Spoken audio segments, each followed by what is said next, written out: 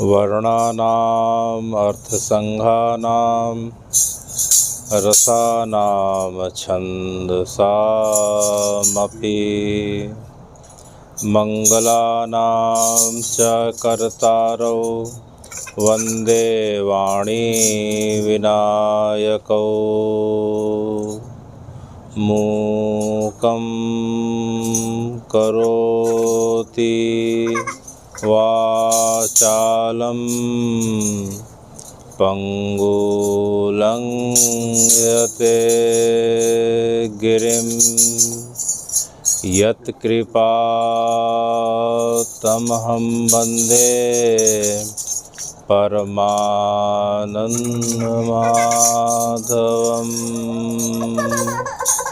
रामो राजमणि सदा विजयते रामं रमेशं भजे।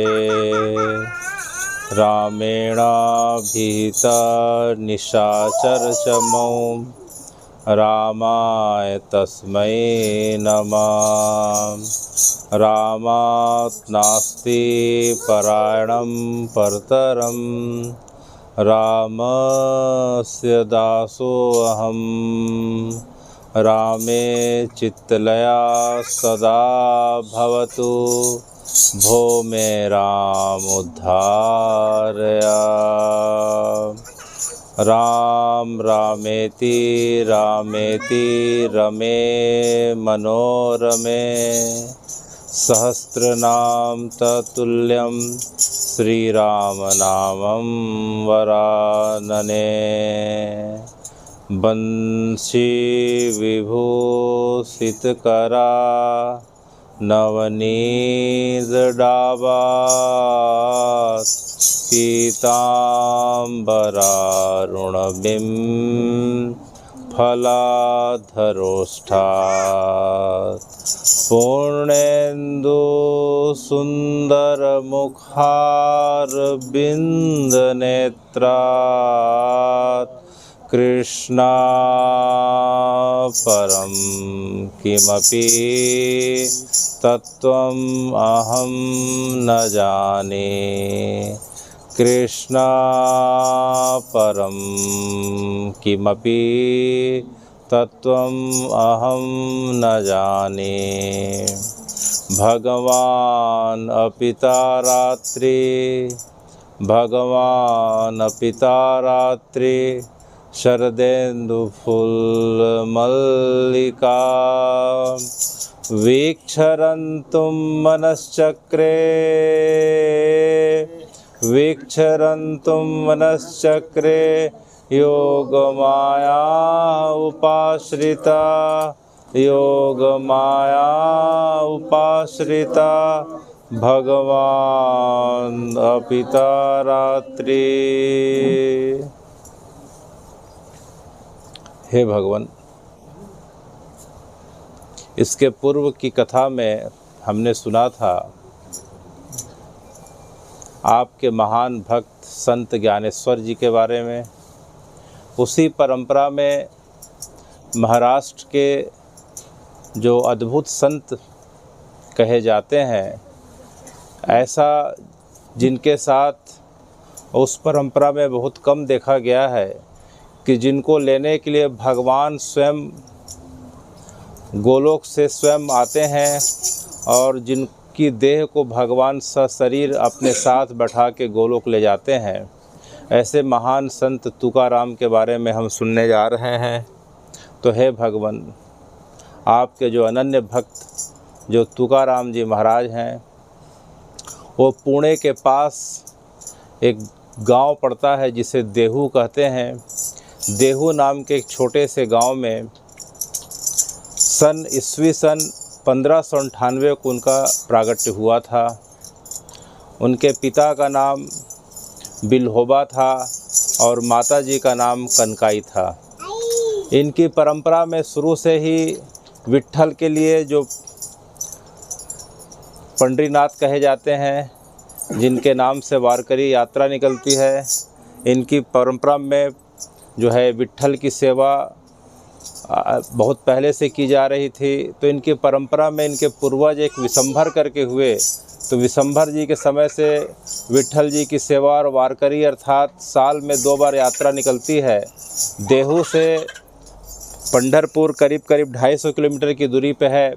1 महीने की यात्रा चलती है, कार्तिक में और एक जो है जेठ, एक आषाढ़ के समय।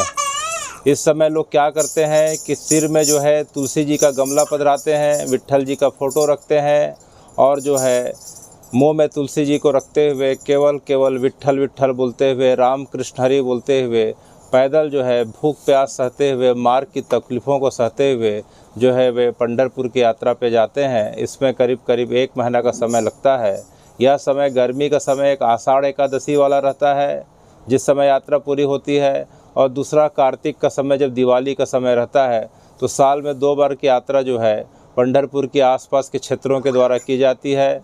तो इन्हीं की परंपरा में विशंभर जी के द्वारा जो है यह यात्रा प्रारंभ की गई थी, और इसी का प्रभाव, विट्ठल नाथ की भक्ति का प्रभाव इनके परिवार और कुल में पड़ा था। परंपरा के हिसाब से व्यवसाय में जो है इनकी परंपरा में जो है व्यवसाय के दृष्टि से किराना दुकान या अनाज का जो है इनका व्यापार हुआ करता था। तो उसी परंपरा में तुकाराम जी का जन्म सन 1598 को ग्राम देहू में हुआ था। वहाँ एक नदी प्रवाहित होती है जो बगल में आलिंदी गांव से निकलती है। उस नदी को इंद्राणी नदी कहते हैं। कौन सी नदी है? इंद्राणी नदी। इंद्राणी नदी। तो तुकाराम जी का बाल्यकाल सामान्य बच्चों से अलग हटके था। जब बालक अपने जो है बचपन के खेलों में व्यस्त रहते हैं तो ये दौड़ के नदी किनारे जो शिव जी का मंदिर है वहाँ चले जाया करते थे।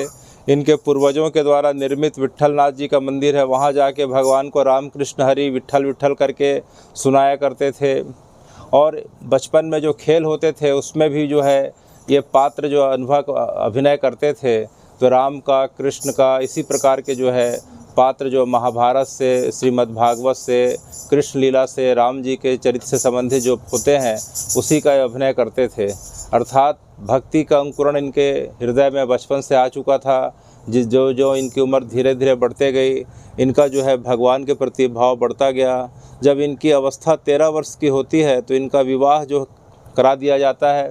प्राचीन भारत में जल्दी विवाह की परंपरा थी। तो इनकी पहली पत्नी का जो नाम था, उनका नाम था रुक्माई। पहली पत्नी जो थी रुक्माई थी, और उनसे एक संतान की प्राप्ति होती है जिसे संतोबा कहा जाता है। वह अत्यंत भागवत परायण, अत्यंत सीधी सरल स्वभाव की महिला थी, और धीरे धीरे जो है इनका ध्यान भगवान की भक्ति में बढ़ने लगा। अपने पारंपरिक व्यवसाय में धीरे धीरे कम लगने लगा। और आने वाले समय में जो है जब 18 वर्ष के जब होते हैं, 17 वर्ष के जब होते हैं तो इनके माता पिता का देहावसान हो जाता है। और जैसे 18 वर्ष लगता है, इनके गांव में, पूरे क्षेत्र में भीषण अकाल की छाया पड़ती है। अकाल इतना ज़्यादा होता है कि गांव के पशु पक्षी सब जो है निढाल हो जाते हैं, मृत्यु को पाने लगते हैं, भूखे मरने की नौबत आती है। घर का अनाज का भंडार धीरे धीरे ख़त्म होने लगता है। और एक समय ऐसा आता है, किसी भूख के कारण, इसी अकाल की दुर्दशा के कारण, पानी के अभाव में प्यासे रहते हुए जो है धीरे धीरे इनकी पहली पत्नी और संतान की भी मृत्यु हो जाती है। और इसके पश्चात जो है इनके जो भाई हैं, उनके भाई की पत्नी की भी मृत्यु हो जाती है। तो एक साथ घर में इस प्रकार से मृत्यु को देखते हुए इनका मन जो है धीरे धीरे विरक्ति की ओर जाने लगता है। इनके मन में बार बार ख्याल आने लगता है कि जो है संसार के संबंध क्षणिक हैं, कब कौन चले जाए किसी का कोई भरोसा नहीं है। इससे बढ़िया है कि जो है संबंध रखो तो विट्ठल से रखो, भगवान से रखो, राम कृष्ण से रखो। तो इनके मन में बार बार ध्यान आने लगता है। ये हर समय भगवान को याद करते रहते हैं। घर की स्थिति जिस हिसाब से लोग काल में समाते जा रहे थे, यह देख के उनका मन जो है बड़ा चित्कार उठता है। एक बार जब ये सोते रहते हैं तो इनके स्वप्न में जो है एक चैतन्य स्वामी आते हैं और इनको राम कृष्ण हरि मंत्र की दीक्षा देते हैं। तो राम कृष्ण हरि मंत्र को पा के जो है इनका मन बड़ा प्रफुल्लित हो जाता है, और संसार से हट के केवल राम कृष्ण हरि और केवल विट्ठल विट्ठल में इनका समय निकलने लगता है। तभी घर वाले क्या करते हैं कि इनके विरक्त भाव को देख के 2 भाई और रहते हैं, तो इनका विवाह जो है दूसरा विवाह कर देते हैं। तो जो इनकी दूसरी पत्नी जो आती है, उनको जो है जीजाबाई या आंवली के नाम से जो है पुकारा जाता है। तो वह बड़े घर की थी और बड़ी कर्कशा स्वभाव की थी। उनका मन भगवान की भक्ति में बिल्कुल नहीं लगता था। ये विट्ठल की जो भक्ति करते थे तुकाराम जी, उस भक्ति को देख के बड़ी परेशान हुआ करती थी और इन्हें भी बहुत जो है हमेशा क्रोध किया करती थी कि कुछ काम करने के बजाय तुम दिन भर विट्ठल विट्ठल करते रहते हो, राम कृष्ण हरि करते रहते हो। विट्ठल ने क्या तुम्हारे माता पिता को बचाया क्या? विट्ठल ने तुम्हारे संतानों की रक्षा करी क्या? विट्ठल ने तुम्हारे क्या भाइयों की रक्षा करी क्या? विट्ठल ने गांव वालों की रक्षा करी क्या? अनेकों प्रकार के कुतर्क देके उन्हें जो है भक्ति के रास्ते से विमुख करने का प्रयास किया करती थी। लेकिन जो है तुकाराम जी का मन केवल और केवल भगवान के नाम में, भगवान की कथा में, विग्रह की सेवा में बढ़ता गया, बढ़ता गया, बढ़ता गया। गांव में जो इनका जो मंदिर था वह कई पीढ़ियों के द्वारा निर्मित होने के कारण जो है खंडहर की अवस्था को पा चुका था। इन्होंने जो है लोगों से कहा कि जो है मंदिर का जीर्णोद्धार करना चाहिए, लेकिन गांव वाले उतना सहयोग नहीं करे, घर वाले भी सहयोग नहीं करे। तो अकेले ही जो है परिश्रम करके जो है पहाड़ से जो है पत्थर को काट के लाया करते थे। फिर उसे जो है जोड़ जोड़ के, एक एक पत्थर को जोड़ जोड़ के जो है मंदिर का उन्होंने जीर्णोद्धार किया और विट्ठल की जो है पुनर्स्थापना करी।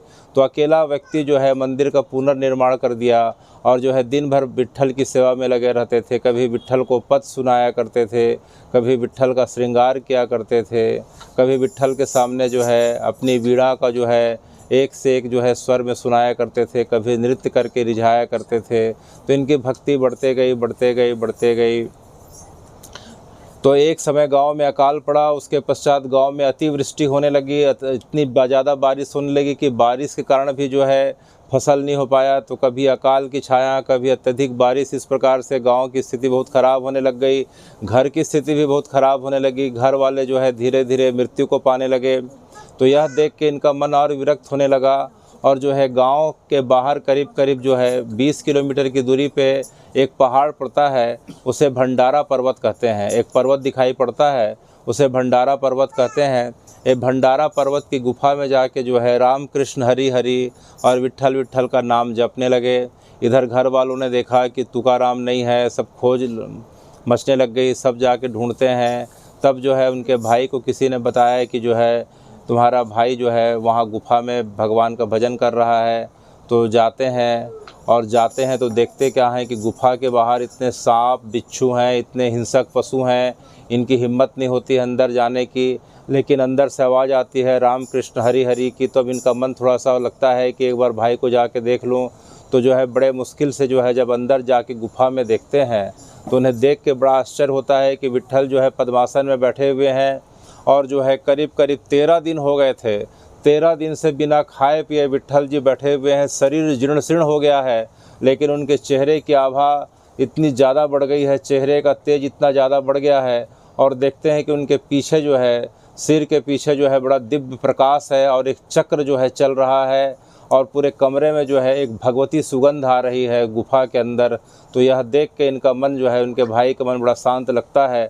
जितने हिंसक पशु पक्षी हैं उनके जो है चरणों में बैठ के जो है उनके मुंह की तरफ देख रहे थे और विट्ठल के नाम को जो है सुन के जो है जितने भी हिंसक पशु पक्षी हैं, पशु हैं, बड़े आनंद को पा रहे थे। यह देख के इनके भाई को लगा कि मेरा भाई जो है अब उस परमहंस की अवस्था को पा गया है। तो इसका भाई बहुत देर तक जो है इनकी प्रतीक्षा करते रहे। तो कुछ घंटों के बाद जब समाधि टूटती है तो अपने भाई को देख के जो है तुकाराम बोलते हैं कि अरे कन्हवा यहाँ तू कैसे? तो बोलता है कि भैया आप घर को छोड़ के निकल गए हो, किसी को बताया नहीं हो, करीब करीब 13 दिन हो गए हैं, आपने क्या भोजन किया है क्या नहीं किया है? बोले मैंने तो भोजन किया भी नहीं और मुझे पता नहीं चला कि 13 दिन हो गए। विट्ठल का नाम लेते लेते मुझे पता ही नहीं चला कि आज 13 दिन हो गए, मुझे भूख प्यास भी नहीं लगी। तो जाके तू घर में बता दे कि यहाँ बड़ा मैं आनंद से हूँ और अभी मैं बड़ा यहीं रहना चाहता हूँ सुखपूर्वक। तो जो है अपने भाई को उन्होंने जो है इस प्रकार से विदा किया। भाई ने आके जो है उनकी पत्नी जो है जीजा को, एक नाम आंवली भी था, उन्हें बताया। तो बोली कि नहीं ये भूखे कैसे रहेंगे, मैं उनके लिए रोटी लेके जाती हूँ। और फिर रास्ते में जब जो है रोटी लेके जा रही थी तो उनके मन में बार बार यही आ रहा था कि विट्ठल के चलते जो है मेरा पति जो है घर वालों को ध्यान नहीं देता है, अपने काम धंधे में मन नहीं लगाता है, ये विट्ठल एक बार आ जाए तो इसकी ऐसी पिटाई करूँगी, ऐसा ऐसा करके सोचते हुए जा रही थी। खाली पैर जा रही थी, अचानक इनके पैर में एक जंगली कांटा जो है घुस जाता है और कांटे की जो है घुसने के कारण जो है ज़ोर से इनको पीड़ा होती है और दर्द के मारे चिल्लाने लगती है, कोई आके मेरा कांटा निकालो, बहुत दर्द हो रहा है, दर्द हो रहा है। तभी देखती हैं कि एक 6 वर्ष का बालक आता है और इनके जो है पैर को पकड़ के अपने हाथ से जो है कोमल हाथों से कांटों को निकाल लेता है। तो पूछती हैं कि जो है बालक तेरा नाम क्या है? तो बोलता है बालक कि मेरा नाम विट्ठल है। तो जैसे ही विट्ठल का नाम सुनती हैं इनके अंदर इतना गुस्सा आ जाता है, एक लकड़ी उठा के उसको मारने के लिए दौड़ती हैं कि ये क्या विट्ठल विट्ठल का नाम लगा रखा है, इसी विट्ठल के कारण तो मेरा पति जो है पूरा परिवार से विमुख हो गया, घर वालों को ध्यान नहीं देता, घर में खाने को कुछ नहीं है, यहाँ 13 दिन से पहाड़ के ऊपर बैठा है, ठहर जा, एक बार पास आ जा फिर बताती हूँ। तो अब बालक हंसता हंसता भाग जाता है। इसके पश्चात जो है बड़ी मुश्किल से ऊपर जाती हैं।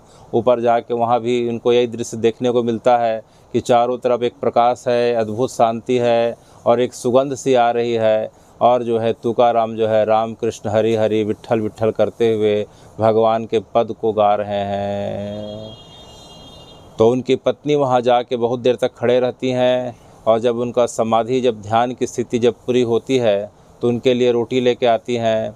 बोलती हैं कि या तो रोटी खा लो या फिर मेरे साथ चलो, देखो बच्चे इतने दिनों से आपको याद कर रहे हैं, सब घर में इस प्रकार से सब रो रहे हैं, आपको घर चलना चाहिए, आपको भजन करना है तो घर में रह के, गांव में रह के भजन करो, गांव में मंदिर है वहाँ भजन करो, आप जो है घर छोड़ के यहाँ क्यों आ गए? तुकाराम जी की इच्छा नहीं होती है घर जाने की। बोलते हैं कि मुझे विट्ठल ने बताया, विट्ठल ने मेरे सपने में आके बताया, विट्ठल ने समाधि की अवस्था में बताया और विट्ठल ने आकाशवाणी के माध्यम से बताया कि तुकाराम मैं तेरे 13 दिनों की भक्ति से अत्यंत प्रसन्न हूँ, अब बता तुझे क्या चाहिए। तो यह सुन के उनकी पत्नी को विश्वास नहीं होता है कि जो है आजकल के कलयुग में, आज से 5 साल पहले की बात है कि भगवान आएंगे और भगवान इस प्रकार की बातें करेंगे। तो उनकी पत्नी जो है फिर से उनका उपहास उड़ाने लगती है कि तुम पहाड़ के ऊपर अकेले रह रहा कि तुम्हारा दिमाग फिर गया है, कहाँ के भगवान और कहाँ के आकाशवाणी। ऐसा बोल ही रही थी कि जो है कमरे में फिर से एक दिव्य प्रकाश हो गया और जो है चारों तरफ गुफाओं के अंदर से आकाशवाणी होने लगी कि अरे अवली, जिसके बारे में तू सोच रही है या कई जन्मों का मेरा महान भक्त है, इसको अपने भक्ति मार्ग में बढ़ने देना। अब आने वाले समय में जो भी बोलेगा इसके माध्यम से मैं ही बोलूँगा, जो भी लिखेगा इसके माध्यम से मैं ही लिखूँगा और जो भी सुनाएगा इसको मान के चलना है कि मैं ही सुना रहा हूँ। अब ये तुकाराम ना होके जो है विट्ठल हो गया है। तो तब से लेके आज तक गुफा में कोई भंडारा पर्वती गुफा में जाके देखे तो उसमें जो है इसी प्रकार की मूर्ति बनी हुई है और उसमें लिखा हुआ है कि जो है विट्ठल सदृश श्री तुकाराम भगवान। तो अब उसी दिन जो है 13 दिन पूरा होने के पश्चात जब आकाशवाणी हुई तो अब जो है तुकाराम ना होके जो है साक्षात जो है विट्ठल के पार्षद हो जाते हैं, रामकृष्ण के पार्षद हो जाते हैं और पत्नी उनको जोर जबरदस्ती करके हाथ पकड़ के फिर वापस जो है गांव देहू ले आती है। कौन सा गांव? देहू नाम का गांव है। पिछले बार हमने कथा सुनी थी आलंदी और पैठड़ की। ये देहू से जो है करीब 15-20 किलोमीटर की दूरी पे है, जहाँ हम संत ज्ञानेश्वर के बारे में सुने थे और उनके बाकी भाइयों के बारे में, उनकी बहन के बारे में सुने थे। तो जो है देहू नाम का गांव तुकाराम जी के कारण जो है पूरे जगत में प्रसिद्ध हुआ। ये गांव वापस आ जाते हैं और वापस आने के बाद फिर जो है अपने भाई को बोलते हैं, कन्होबा को बोलते हैं कि घर में जो है पिताजी के समय, दादाजी के समय से जितने लोग उधारी लेते थे उसका पूरा का पूरा जो बही खाता है लेके आओ भैया, ऐसा करके। तो यह सुन के कन्होबा डर जाता है। बोले भैया आखिर आपको ये खातों की ज़रूरत क्या पड़ी? बोले आज से मेरे जीवन का जो है पालन पोषण करने वाला जो है विट्ठल है, अब मैं उसी के अनुसार चलूँगा, मुझे जगत की अब कोई चिंता नहीं रह गई। तो जिसके पहले जो है लोगों ने हमसे उधारी लिया है, पिताजी के समय उधारी लिया है, गांव में बार बार अकाल पड़ रहा है और बार बार बाढ़ आ रहा है, लोगों के पास खाने को कुछ नहीं है, तो उनके जो बही खाते हैं उधारी के सबको मैं नदी में फेंक के बहा देना चाहता हूं। भगवान उनके ऊपर कृपा करें और हम सब पे कृपा करें। यह सुन के उनका भाई डर जाता है, उनकी पत्नी डर जाती है, लोगों से उधारी नहीं लोगे तो घर का खर्चा कैसा चलेगा? तो बोले जिसने जो है शरीर दिया है, जिसने पेट दिया है, वह हमें खाने को देगा, पीने को देगा, हम लोगों से क्या आशा करें? तो उनकी बात को लोग समझते नहीं है घर वाले। उनका भाई जो है आधा जो है बही खाता को अपने पास रख लेता है और आधा बही खाता इनको दे देता है। तो इनके पास जो भी बही खाता उधारी वाला रहता है, सामने में इंद्राणी नदी रहती है, वहाँ जाके उसे प्रवाहित कर देते हैं, बहा देते हैं। इसके पश्चात घर में खाने पीने की बड़ी दिक्कत आने लगती है। इनकी पत्नी बोलती है, आप दिन भर विट्ठल विट्ठल बोलते हो, कुछ तो काम धाम किया करो, कुछ तो किया करो, घर में हम खाने को कैसे व्यवस्था करेंगे, क्या करेंगे। तो जो है बड़े मन मार के गांव के जो है बड़े सेठ जी के पास जाते हैं, साहूकार के पास जाते हैं और उनसे काम की याचना करते हैं। तो उनको पता था सेठ जी को कि जो है ये बड़े ईमानदार हैं और भगवत परायण हैं, ये जो है कोई गलत काम नहीं करेंगे, कोई चोरी नहीं करेंगे। तो उनको जो है अपने खेत की उस समय कटाई हो रही थी। उस समय उनके खेत में जो है गेहूं और गन्ना होता था। क्या हुआ था? गेहूं और गन्ना। तो बोले देखो भाई नामदेव जी, आज जो है गन्ने की फसल कटेगी, आप दिन भर बैठ के जो है गन्ने की फसल देखो, लोग मजदूर लोग कैसे काट रहे हैं, सबके ऊपर जो है कड़ी नज़र रखना, और शाम होने के बाद जब हो जाएगा तो इसमें का कुछ हिस्सा मैं आपको दे दूंगा। तो दिन भर की आपकी जो है मेहनत का जो है आपको मिल जाएगा। तो जो है दिन भर जो है वहाँ तुकाराम जी बैठ के जो है मजदूरों की तरफ भी देखते हैं और जो है विट्ठल विट्ठल रामकृष्ण हरि भी बोलते रहते हैं।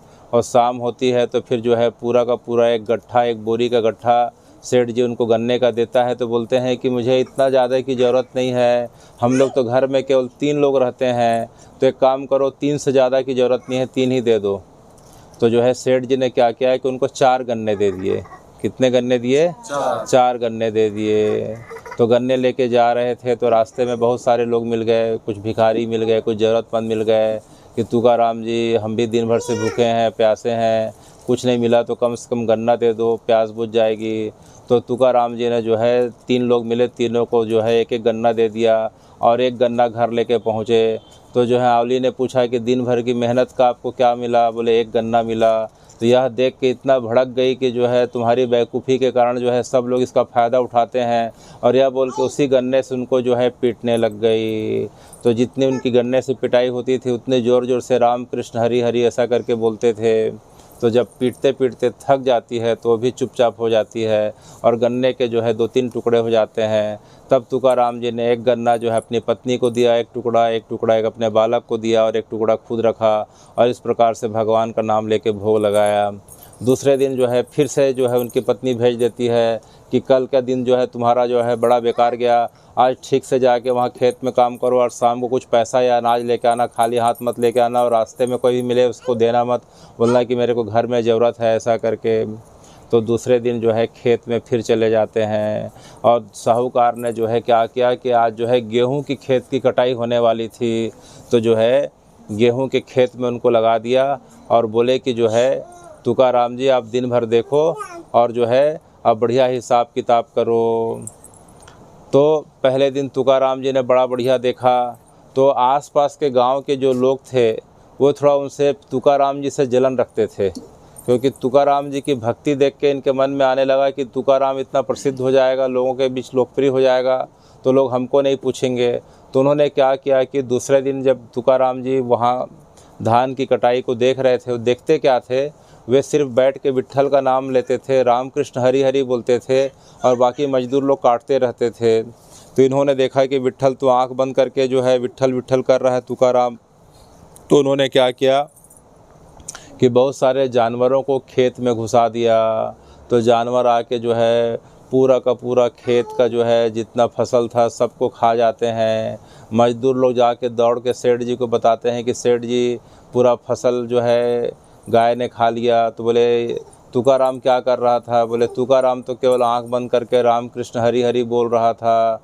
यह देख के सेठ जी बहुत नाराज़ हो जाते हैं और उन्हें बहुत फटकार लगाते हैं और बोले कि मेरा इतना आपने नुकसान कर दिया, हज़ारों का नुकसान कर दिया, इसकी भरपाई कैसे करोगे? बोले मेरे पास तो कुछ है नहीं, मेरे पास तो एक ही घर है, उसके अलावा कुछ है नहीं। तो सेठ जी बोलते हैं कि घर को जो है मेरे नाम पे कर दो तो मेरी भरपाई होगी, तुम्हारे कारण मेरे फसल का नुकसान हो गया। तो उन्होंने क्या किया कि सेठ जी ने जो है लिखा पढ़ी वहीं बैठे बैठे कर ली और घर को जो है उनके नाम पे कर दिया। सेठ जी के नाम पे तुकाराम जी ने अपने घर को कर दिया। और शाम को जब घर जाते हैं तो पत्नी पूछती है आज क्या लेके आए? बोले कुछ लेके नहीं आए। लेके नहीं आया तो इतना चेहरा उदास क्यों है? तो उन्होंने पूरी बात बता दी कि जो है फसल को जो है जानवरों ने खा लिया और सेठ जी नाराज़ होकर पूरे घर को मेरे नाम से अपने नाम में करवा लिए। तो यह देख के जो है उनकी पत्नी उनके ऊपर बहुत नाराज़ होती है और उनकी फिर पिटाई करती है। लेकिन तुकाराम जी इतने महान हैं कि पत्नी की प्रताड़ना को सहते हुए केवल राम कृष्ण हरि हरि और विट्ठल विट्ठल बोलते हुए जो है उनकी मार को सह रहे थे। और इधर जो है खेत में क्या हो रहा था, तो जब दूसरे दिन जो है सेठ जी आते हैं तो देखते हैं कि मुश्किल से 20% धान की फसल बची हुई है। तो बोले आज फिर जो है जानवर आके खा जाएं, उसके पहले जो है फसल को कटवा लिया जाए। तो मज़दूरों को बोलते हैं कि जितना जल्दी हो सके फसल को काट के बैलगाड़ी में रख देना, और वहीं खड़े होके जो है सब देखते रहता है। तो छाता लेके किनारे खड़े रहता है। तभी जो है बहुत सारे मज़दूर आके बोलते हैं सेठ जी बड़ा चमत्कार हो गया। बोले क्या हो गया?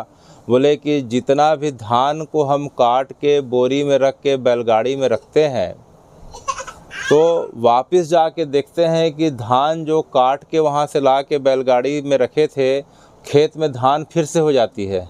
धान का पेड़ को इधर काटे नहीं, पौधे को काटे नहीं कि धान फिर से उग जाता है। बोले एक बार नहीं, हम लोग 10 बार कर चुके हैं।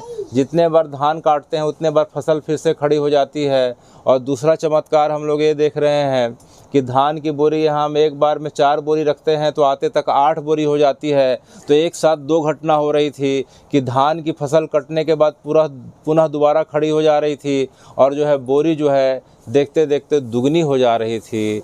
तो बोले सेठ जी सवेरे से लेकर शाम क्या मध्य रात्रि हो गई, 12 बज गए रात को, जो है हमें समझ में नहीं आ रहा है। धान की फसल जो गेहूं की फसल ज्यों की तो लला रही है, और एक बैलगाड़ी की हम लोग उम्मीद करे थे, कम से कम यहाँ 50 बैलगाड़ी खड़ी है। गेहूं भर गया है और अभी भी फसल ज्यों का त्यों है। तो यह देख के जो है सेठ जी को समझ में आ गया कि ये जो है विट्ठल के नाम का प्रभाव है, और तुकाराम जी के कारण विट्ठल की कृपा हुई है। वह दौड़ के उनके घर जाता है और जो है तुकाराम जी से चरणों में गिर के क्षमा मांगता है, और अपने लोगों को बोलता है कि हमें जितनी ज़रूरत थी, हमारा पिछले साल कितना बोरी जो है गेहूं हुआ था। बोले सेठ जी हमारे पास जो है पिछले बार केवल जो है 30 बोरी गेहूं लेके आए थे खेत से। तो बोले 30 बोरी को अलग कर लो, और इसके बाद कितना जो है बैलगाड़ी में बचा है? बोले 25 बैलगाड़ी में और बचा है। तो बोले पूरे के पूरे बैलगाड़ी के जो है गेहूं को, 30 बैलगाड़ी के गेहूं को अपने पास रख लो, और 25 बैलगाड़ी के गेहूं को तुकाराम जी के घर पहुंचा दो। तो जो है सेठ जी जो है उनसे क्षमा मांगता है, और 25 बैलगाड़ी में भर के जो है गेहूं को तुकाराम जी के घर के सामने खड़ा कर देता है। यह देख के उनके पत्नी और बच्चे बड़े आनंदित हो जाते हैं, उठा के अंदर रखते हैं। इतने में गांव के बहुत सारे ज़रूरतमंद लोग आ जाते हैं, भिक्षा मांगने वाले आ जाते हैं। तो तुकाराम से रहा नहीं जाता, 2-4 बोरी को घर में रखने के बाद जो है सब के सब गेहूं को पूरे बोरी की बोरी समेत सबको जो है गांव वालों को दे देते हैं। यह देख के पत्नी उनके ऊपर पुनः बिफर जाती है, फिर से जो है उनको जो है सुनाने लग जाती है। लेकिन उनका मन तो केवल जो है विट्ठल में। देखो विट्ठल ने कैसी कृपा करी। आज खाने की चिंता करो, कल की चिंता विट्ठल करेगा। कल की चिंता कौन करेगा? विट्ठल करेगा। आज दिया है वो कल भी देगा, रोज़ देगा, चिंता मत करो। बस तुम लोग बैठ के भगवान का नाम लो, विट्ठल विट्ठल करो। लेकिन घर वालों को कहाँ समझ में आता। तो धीरे धीरे जो है उनका भाव विट्ठल के लिए बढ़ने लग जाता है। इसके पश्चात फिर क्या होता है कि गांव वालों ने देखा, सबने देखा कि जो है विट्ठल जब से भंडारा पर्वत से उतर के नीचे आया है, अधिकांश समय इंद्राणी नदी के किनारे में, और जो है मंदिर में बैठ के, खेत के मेड़ में और गांव के बाहर जाके कुछ ना कुछ पद लिखता है। क्या लिखते हैं? पद। मराठी में उसको अभंग बोलते हैं। क्या बोलते हैं? अभंग। जैसे गीता जी में पढ़ो तो श्लोक है, संस्कृत में उसको क्या बोलते हैं? श्लोक बोलते हैं। हिंदी में इधर क्या बोलते हैं? चौपाई या दोहा बोलते हैं। तुलसीदास जी के रामायण में क्या है? दोहा और चौपाई है। चैतन्य चरितमृत जो बंगाली और उड़िया भाषा में लिखी गई उसको बयार बोलते हैं। उस श्लोक के बदले क्या बोलते हैं? बयार। उसी प्रकार से मराठी में क्या बोलते हैं? अभंग बोलते हैं। तो भगवान के लिए जो लिखे गए पद हैं, जो चौपाई श्लोक हैं, उसे क्या बोला जाता है? अभंग। तो उन्होंने करीब 4000 जो है अभंगों की रचना करी। कितने हजार? 4000 अभंगों की रचना करी, और जिसमें उन्होंने विट्ठल की लीलाओं का ही गुणगान किया है।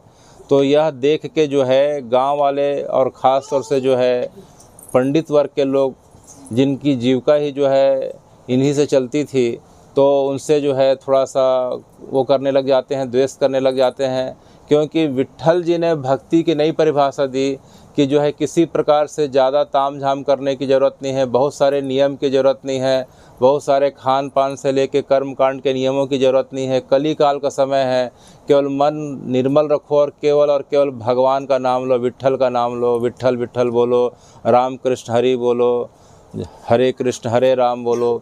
केवल भगवान के नाम को आधार बना के उन्होंने 4000 अभंगों की रचना करी और भगवान की भक्ति को उन्होंने बड़ा सुगम कर दिया। तो उसका प्रभाव ये पड़ा कि आसपास के क्षेत्र के हजारों लोग जो है तुकाराम जी के आके पास बैठने लग जाते हैं, उनको सुनने लग जाते हैं, और उसका प्रभाव ये पड़ता है कि चारों तरफ जो है भक्ति बढ़ने लग जाती है, लोग भगवान के नाम रस में डूबने लग जाते हैं। जिस प्रकार से प्रेमानंद जी के माध्यम से, जिस प्रकार से श्री मलुक पीठ वाले महाराज जी के माध्यम से पूरे भारतवर्ष में भगवान के नाम की महिमा चल पड़ी है। कोई राधे राधे नाम से जो है भगवान को पाने की चेष्टा कर रहा है, कोई हरे कृष्ण के नाम से, कोई सीताराम जी के नाम से। तो उन्होंने जो है कली काल का जो सबसे सरल और सुगम साधन जो लोगों को प्रदान किया, वह भगवान का नाम प्रदान किया। तो तुकाराम जी ने केवल और केवल जो है विट्ठल विट्ठल या राम कृष्ण हरि के नाम को लोगों को बताया, इसी से भगवान मिल जाएंगे। और लोगों ने इस चीज़ को अनुभव में देखा कि मात्र नाम जाप के प्रभाव से भगवान के दर्शन हो जा रहे हैं, उनके काम बनते जा रहे हैं। तो तुकाराम जी का प्रभाव बढ़ने लग गया। तो वहाँ के जो थे पंडित लोग, उनसे जो है इस प्रकार से जलन की भावना रखने लग गए कि लोग जो है अब वेदों की शास्त्रों की बात को ना सुन के, हमारी बात को ना सुन के जो है तुकाराम की बात को सुन रहे हैं। और तुकाराम कोई भगवान थोड़ी ना है, हमारे सामने का लड़का है, और अपने आप को इस प्रकार का बोल रहा है कि मैंने विट्ठल को देखा है। आजकल के ज़माने में घोर कलिकाल में कोई भगवान को देख सकता है क्या, ऐसा है वैसा है।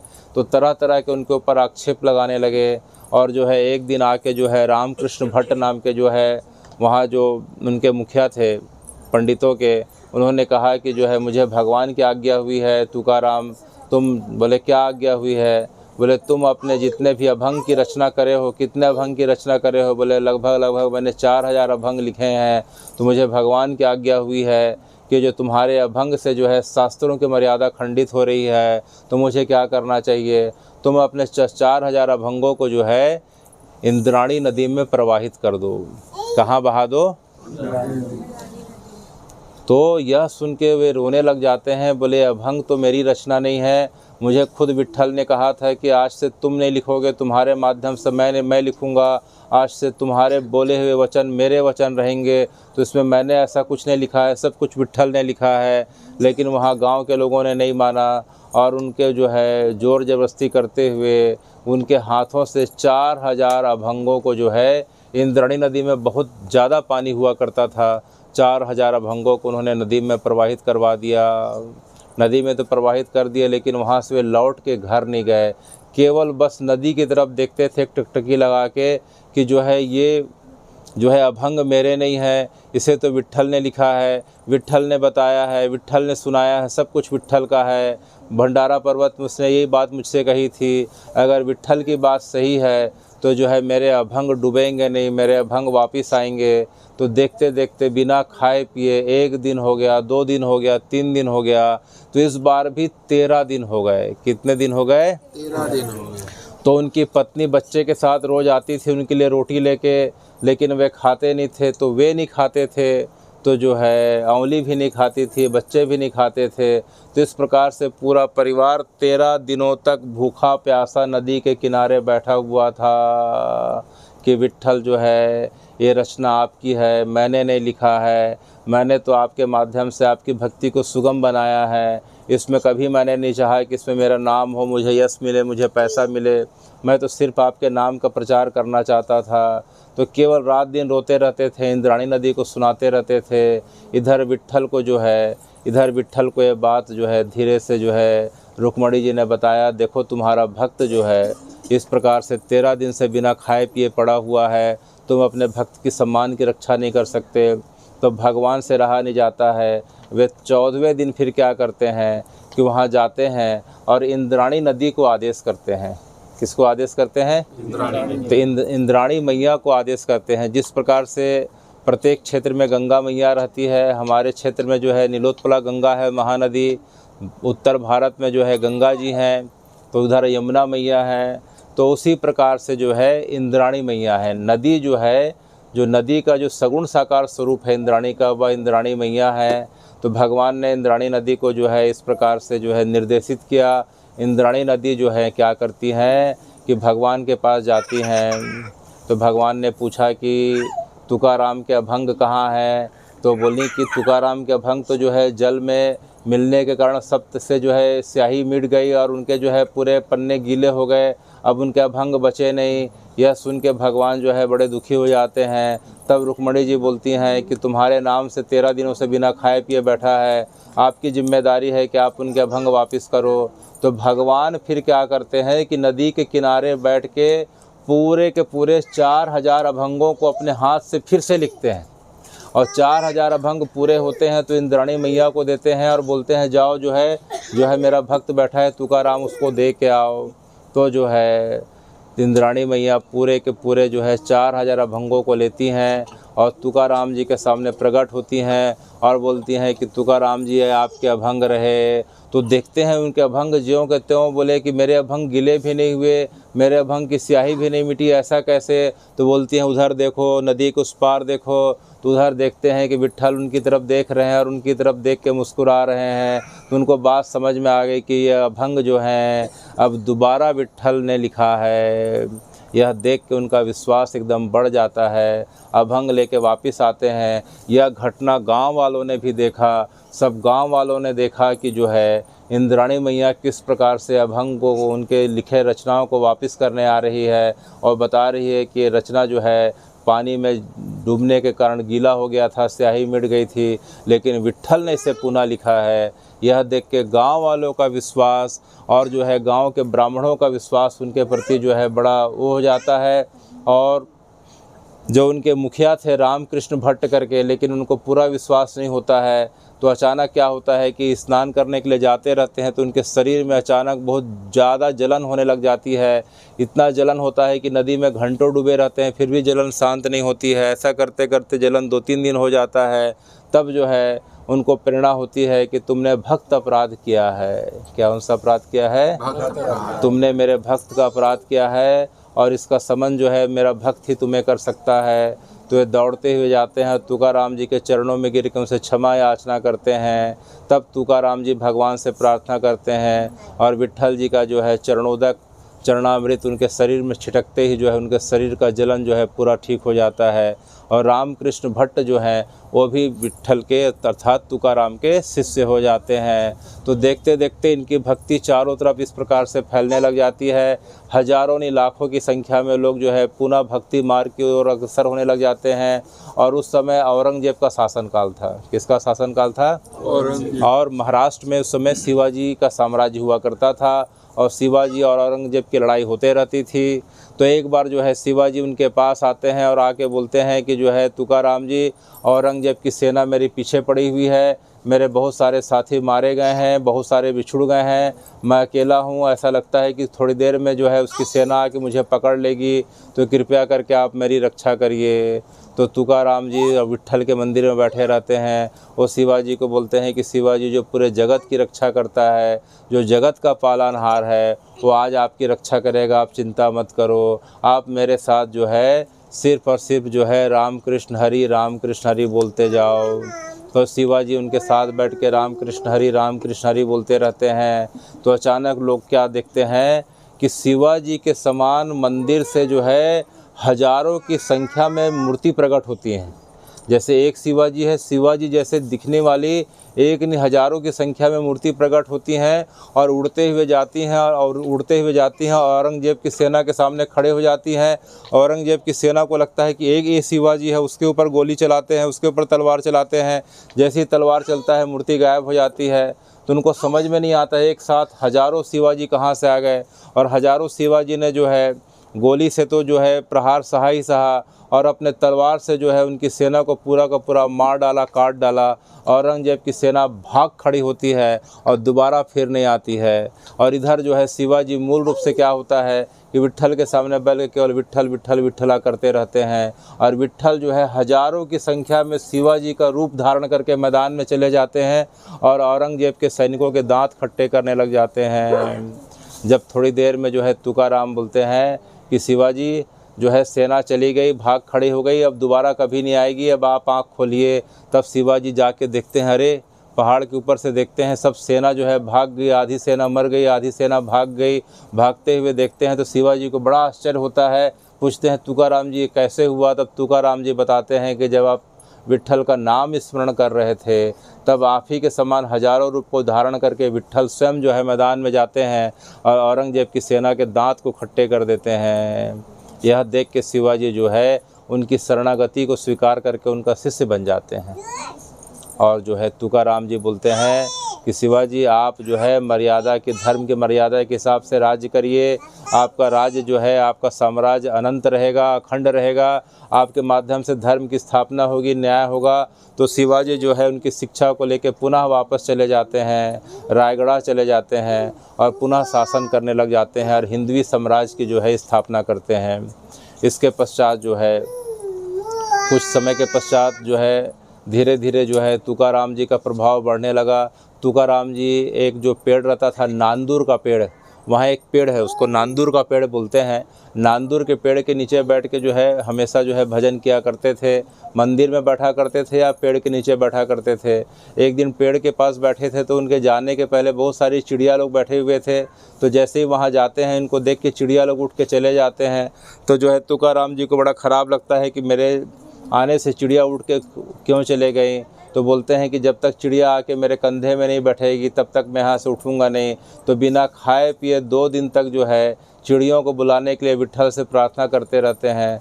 2 दिन के पश्चात जो है हजारों की संख्या में सब पक्षी आते हैं और तुकाराम के कंधे पे, सिर पे और आसपास इस प्रकार से बैठ के जो है वहाँ बैठने लग जाते हैं। तब तुकाराम जी को लगता है कि जो है भगवान ने मेरी प्रार्थना सुनी। तो तुकाराम जी ने चिड़ियों को, कीट पतंगों को भी जो है विट्ठल विट्ठल राम कृष्ण हरि बोलना सिखा दिया। तो देहू ग्राम के जो पशु हैं, पक्षी हैं, चिड़िया हैं, सबको जो है जब भी जाओ केवल और केवल जो है राम कृष्ण हरि की आवाज़ सुनाई पड़ती थी। तो एक दिन जो है फागुन पूर्णिमा की रात्रि आई। कौन सी? होली की रात्रि, जब जिस समय होलिका दहन होता है। तो उस दिन जो है रात्रि को जो है भगवान का भजन कर रहे थे। मध्य रात्रि को विट्ठल स्वयं आते हैं और बोलते हैं कि तुकाराम जी, आपने जिस उद्देश्य के लिए धरती पर जन्म लिया था आपका उद्देश्य पूरा हो गया। आपके माध्यम से धर्म की स्थापना जो है पूरे क्षेत्र में हो गई। अब आपको कल मेरे साथ चलना होगा। तो बोले भगवान कल चलना होगा? बोले हाँ कल चलना होगा। कल मैं जो है पुनः जो है विमान लेके स्वयं आऊँगा और आपको मेरे साथ चलना होगा। तो ये बात उनको समझ में आ गई। कल में आज की रात मेरी आखिरी रात है। सवेरे उठने के पश्चात जो है उन्होंने जो है अपनी पत्नी और बच्चों को बुलाया और कहा कि विट्ठल ने मुझे दर्शन दिया था और कहा था कि जो है आज जो है लेने आएगा और मेरे साथ जो है वो मुझे लेके चले जाएगा। तो आप लोग को मेरे साथ चलना है क्या? तो यह सुन के उनकी पत्नी को लगा कि रात को सोते नहीं हैं, थोड़ा सा इनका दिमाग फिर गया है। तो बोले मेरे को जो है बच्चों की चिंता है, बच्चों का पालन पोषण कौन करेगा? एक काम करो, अगर विट्ठल ने आपको बुलाया है तो आप चले जाओ। उसकी पत्नी को विश्वास ही नहीं हुआ था कि जो है विट्ठल स्वयं आएंगे और इनका आज आखिरी दिन होगा। वो भी उनकी बात को हल्के में ले लेती हैं और जो है कई लोगों को बोलते हैं कि कौन मेरे साथ चलना चाहेगा, बताओ विमान आने वाला है। तो यह देख के सब हंसने लग जाते हैं उनकी बातों को सुन के कि विट्ठल जी लगता है रात भर भजन करें, इनका दिमाग फिर गया है। तो विट्ठल जी तो तुकाराम जी ने देखा कि कोई नहीं आया तो जो है फिर क्या करते हैं कि जो है नांदूर के पेड़ के नीचे बैठ जाते हैं और जो है भगवान का भजन करने लग जाते हैं। अचानक गांव वाले अपने जो है घर से, खेत से, आंगन से, छत से देखते हैं कि एक बड़ा दिव्य विमान आ रहा है। एक दिव्य विमान आ रहा है जो है और दिव्य विमान है और उसमें जो है एक चतुर्भुज धारण करे हुए जो कोई व्यक्ति खड़ा हुआ है और दिव्य आभा मंडल और एक अद्भुत जो है दिव्य सुगंध जो है आ रही है। यह देख के गांव वालों को उत्सुकता बढ़ती है, दौड़ के घर के बाहर निकलते हैं कि विमान कहाँ जा रहा है। तो देखते हैं कि विमान जो है वही नांदूर पेड़ के नीचे जो है उतरता है। गांव वाले सब एकत्रित हो जाते हैं। तुकाराम जी देखते हैं, इधर विट्ठल जी की आंखें जो है भगवान से मिलती है तुकाराम से, तुकाराम की आंखें भगवान से मिलती है। विट्ठल जो है तुकाराम को दोनों बाहें फैला के बुला रहे हैं कि तुकाराम आओ, तुम्हारा काम जो है धरती पे पूरा हो गया, तुम्हें गोलोक जाना है, चलो चलो भाई यहाँ, ऐसा करके। तो जो है तुकाराम जी भगवान को देख के एकदम जो है द्रवित हो जाते हैं और भगवान को देख के वहीं से दंडवत करते हैं। भगवान विमान से बाहर निकलते हैं, तुकाराम जी जो दंडवत हो जाते हैं उनको जो है स्वयं झुक के उठाते हैं और उन्हें जो है अपने गले से लगाते हैं। और जो है भगवान बोलते हैं कि तुकाराम जी गांव वालों को कुछ संदेश देना है तो आप दे सकते हैं। तो तुकाराम जी बोलते हैं कि अब मैं जो है अपने जो है घर जा रहा हूँ, मैं अपने जो है वास्तविक घर जा रहा हूँ। आप लोग एक काम करो कि आप लोग जो है भगवान के नाम की महिमा को जो है अच्छे से समझ लो और भगवान के नाम का रोज़ ध्यान करना, कोई गलत काम नहीं करना, दिन दुखियों की सेवा करना, गौ माता की सेवा करना, अपने माता पिता की आज्ञा की अवहेलना नहीं करना। और अगर ऐसा नहीं करोगे तो क्या होगा कि अगर तुम लोग जो है मेरी आज्ञा का पालन करोगे तो क्या होगा। तो गांव वाले पूछते हैं क्या होगा, कि एक दिन ऐसा होगा कि तुम सबके लिए यह विमान, जब शरीर का समय पूरा होगा तो यह विमान जो है विट्ठल का पुनः आएगा और तुम सबको जो है पुनः अपने विट्ठल जो है अपने धाम ले जाएंगे। अच्छा मैं चलता हूँ, यह बोलते हुए विट्ठल जो है अपने साथ जो है भगवान के साथ बैठ जाते हैं तुकाराम और जो है बोलते हैं कि चलो मेरी अब आखिरी विदाई है और मेरे साथ चलो, भगवान का नाम लो और मुझे आज जाने की आज्ञा प्रदान करो और मुझसे जीते जी इस धरती पे गांव वालों के साथ जो भी कुछ गलती हुई उसे क्षमा करो। और भगवान का नाम लेते हुए जो है तुकाराम देखते देखते गांव वालों के आँखों से उझल हो जाते हैं और देखते देखते बैकुंठ को चले जाते हैं। और गांव वाले जो है तुकाराम जी के साथ में जो है हरे कृष्ण कृष्ण कृष्ण हरे हरे, हरे राम राम राम हरे हरे, हरे कृष्ण कृष्ण कृष्ण हरे हरे, हरे राम राम राम हरे हरे, हरे कृष्ण कृष्ण कृष्ण हरे हरे, हरे राम राम राम हरे हरे।